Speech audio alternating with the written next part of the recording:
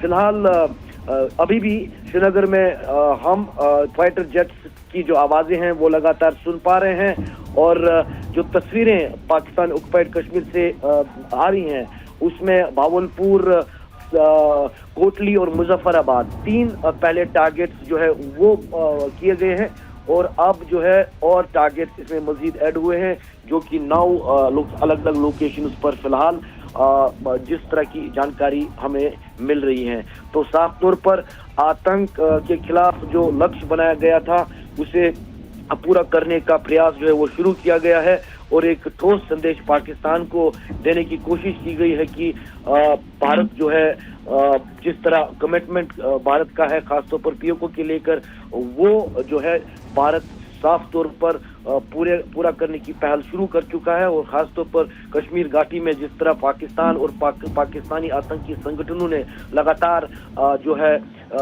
यहाँ हालात में खलल पैदा करने की कोशिश की वो भारतीय सेना जो है और भारत सरकार कबूल नहीं कर सकती और उसके चलते ये जवाबी कार्रवाई फिलहाल की जा रही है। और बारामूला ओडी सेक्टर से भी लगातार ये खबर आ रही है कि वहां भी जो है फिलहाल एक तरीके से पैनिक शुरू हुआ है क्योंकि ह्यूज ब्लास्ट और साउंड जो है वो सुनाई दिए जा रहे हैं क्योंकि पीओके का सटीक वाला इलाका है ओडी सेक्टर, तो कहीं ना कहीं वहां पर भी फिलहाल लोग सतर्क हुए हैं। हालांकि कुछ दिन पहले इस इलाके में कुछ इलाकों में मॉक ड्रिल्स भी कराई गई थी प्रशासन द्वारा और कल जो है पूरे भारतवर्ष में कई जगहों पर मॉक ड्रिल्स होनी थी। उससे पहले ही जिस तरह की आशंका थी कि भारतीय सेना जो है अपना टारगेट सेट कर चुकी है और जो है वो टारगेट लॉक करके फिलहाल कार्रवाई शुरू की गई है। तो अभी जानकारी के मुताबिक साफ तौर पर भारत ने एक और स्ट्राइक जो है पाकिस्तान ऑक्युपाइड कश्मीर में कर दिया है और इससे पहले जो बालाकोट का स्ट्राइक जिस तरीके से आप बता रहे हैं इरफान, हालांकि देखिए इरफान आर्मी की तरफ से ये भी बताया गया है कि ये एक्शन फोर्स एक्शन थे और खासतौर पर ये भी कि नॉन एक्सेलेटरी नेचर थे, यानी साजिश की कार्रवाई नहीं है और ये खासतौर पर ये भी कि सिर्फ और सिर्फ पाकिस्तान आर्मी की फैसिलिटी नहीं, सिर्फ और सिर्फ टेररिस्टों की फैसिलिटी को लेकर अटैक किए गए हैं। इरफान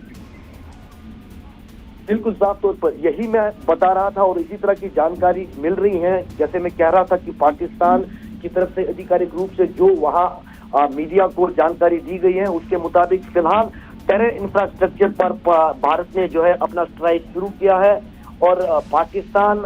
प्रशासन की तरफ से फिलहाल ये जानकारी आ रही है कि किसी भी मिलिट्री फैसिलिटी पर अभी भारत ने कोई भी एक्शन नहीं लिया। तो ये भारत की साफ नीति है कि हम आतंक के खिलाफ है, हम आतंक पर प्रहार कर रहे हैं, न कि जो पाकिस्तान के आम आवाम है, क्योंकि पाकिस्तान का इन्वॉल्वमेंट जिस तरह टेरर आउटफिट्स को और टेररिज्म को बढ़ावा देने के लिए मिला है उसके चलते ये भारत का जो एक्शन है वो साफ पर स्पष्ट है कि आतंकी कैंप्स को स्ट्राइक किया जाएगा। इससे पहले भी बालाकोट में जब भारत ने एयर स्ट्राइक किया तो उस समय भी आतंकी कैंप को ही निशाना बनाया गया था। इस बार जो प्लान ए भारत का है उसमें भी आतंकी इंफ्रास्ट्रक्चर को ही फिलहाल टारगेट किया गया है। इसको लेकर लोकेशन भी बताई गई है कि आखिरकार कौन कौन सी लोकेशन है या सिर्फ और सिर्फ ये बताया गया है कि सिर्फ 9 जगहों पर जिस तरीके से बताया गया सिर्फ 9 साइट्स को टारगेट किया गया, क्या लोकेशन को भी आइडेंटिफाई किया गया है इरफान? देखिए मुझे जो जानकारी आ रही है पहले जो 3 लोकेशन पर स्ट्राइक किया गया उसमें भावलपुर, कोटली और मुजफ्फराबाद यानी कि जो पीओके का इलाका है, इन 3 जगहों पर जो है 3 मिसाइल दागे गए और उसके बाद जो है अन्य जगहों पर जो है एक्शन लिया गया है जो कि आतंकी इंफ्रास्ट्रक्चर, आतंकी फैसिलिटीज, आतंकी कैंप्स माने जा रहे हैं। तो कुल मिलाकर अभी तक 9 जगहों से रिपोर्ट्स आ रही हैं जहां पर जो है स्ट्राइक